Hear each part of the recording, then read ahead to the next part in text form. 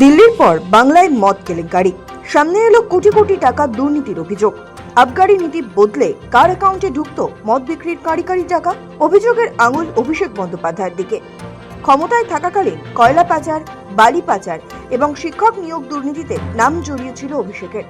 এবার মদ কেলেঙ্কারিতে আতশ কাজের নিচে তৃণমূলের সর্বভারতীয় সাধারণ সম্পাদক। 2017 সালের পশ্চিমবঙ্গের আবগারি নীতি এবং মদ ব্যবসার রাজস্ব আদায় প্রক্রিয়া ঘিরে উঠেছে গুরুতর অভিযোগ। বিরোধীদের দাবি, নীতিগত পরিবর্তনের সুযোগ নিয়ে বিপুল অঙ্কের অর্থ বেআইনিভাবে আদায় করা হয়েছে।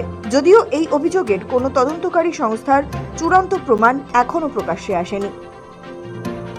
বিতর্কের সূত্রপাত একটি চিঠিকে কেন্দ্র করে। জানা গিয়েছে, মদ প্রস্তুতকারী সংস্থা আইএফবি অ্যাগ্রো ইন্ডাস্ট্রিজ লিমিটেড সম্প্রতি রাজ্যের আবগারি কমিশনারের কাছে একটি চিঠি পাঠিয়ে দীর্ঘদিন ধরে চালু থাকা একটি আর্থিক প্রথা নিয়ে প্রশ্ন তোলে। সংস্থার দাবি, আবগারি নীতির পরিবর্তনের পর ব্যবসায়ীদের উপর অতিরিক্ত আর্থিক চাপ তৈরি হয়েছিল এবং সেই প্রক্রিয়ার পুনর্বিবেচনা প্রয়োজন। অভিযোগ অনুযায়ী 2017 সালে আবগারি নীতিতে পরিবর্তনের ফলে রাজস্ব সংগ্রহের কাঠামোয় বড় রদবদল হয়। আগে শুধুমাত্র ডিস্ট্রিবিউটরের কাছ থেকে রাজস্ব আদায় করত রাজ্য, তবে নয়া নিয়ম অনুযায়ী ডিস্ট্রিবিউটর এবং পাইকারি বিক্রেতা দুপক্ষের কাছ থেকেই রাজস্ব পেত তৎকালীন রাজ্য সরকার। এই পরিবর্তনের ফলে কারা আর্থিকভাবে লাভবান হয়েছিল এবং পুরো প্রক্রিয়া কতটা স্বচ্ছ ছিল তা নিয়েই এখন প্রশ্ন উঠছে। অভিযোগ উঠেছে 2017 সালের আগে ট্রেডাররা ইচ্ছে মতো ডিস্ট্রিবিউটর বাছতে পারতেন, তবে 2017 সাল থেকে বদলাতে শুরু করে পরিস্থিতি। অভিযোগ, কোটি কোটি রাজস্বের একটি বড় অংশই নাকি সরাসরি ঢুকত তৃণমূল সাংসদ অভিষেক বন্দ্যোপাধ্যায়ের পকেটে।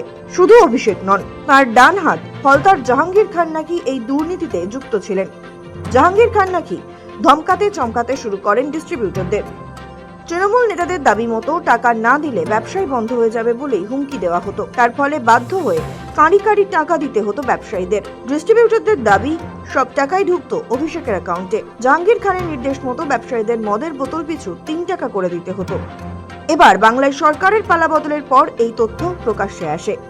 আইএফবি অ্যাগ্রো ইন্ডাস্ট্রিজ লিমিটেড গত 18 মে পশ্চিমবঙ্গের আবগারি কমিশনারকে একটি কড়া চিঠি পাঠিয়েছে।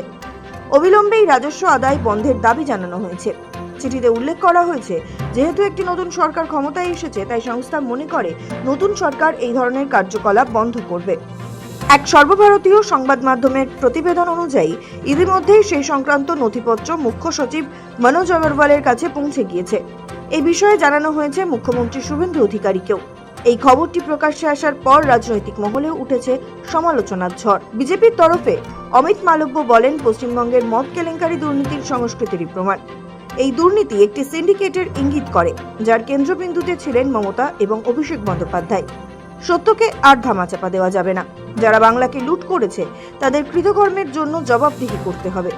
রাজ্যের মন্ত্রী দীপক বর্মনও এই ঘটনার প্রতিবাদে সরব। তদন্ত করে সত্য উদ্ঘাটন হবে বলেই জানিয়েছেন তিনি। প্রশাসনিক সূত্রে জানা গিয়েছে, সমস্ত নথিপত্র ইতিমধ্যেই সরকারের উচ্চ পর্যায়ে পৌঁছেছে। তবে এই অভিযোগের সত্যতা যাচাই এবং সম্ভাব্য তদন্তের অগ্রগতির উপরই নির্ভর করবে আগামী দিনের বিষয়টি কতটা বড় আকার নেয়। আপাতত আবগারি নীতি ও মদ ব্যবসা ঘিরে ওঠা এই বিতর্ক রাজ্যের রাজনৈতিক মহলে নতুন করে চর্চার কেন্দ্রবিন্দু হয়ে উঠেছে। ব্যুরো রিপোর্ট, সময়, কলকাতা।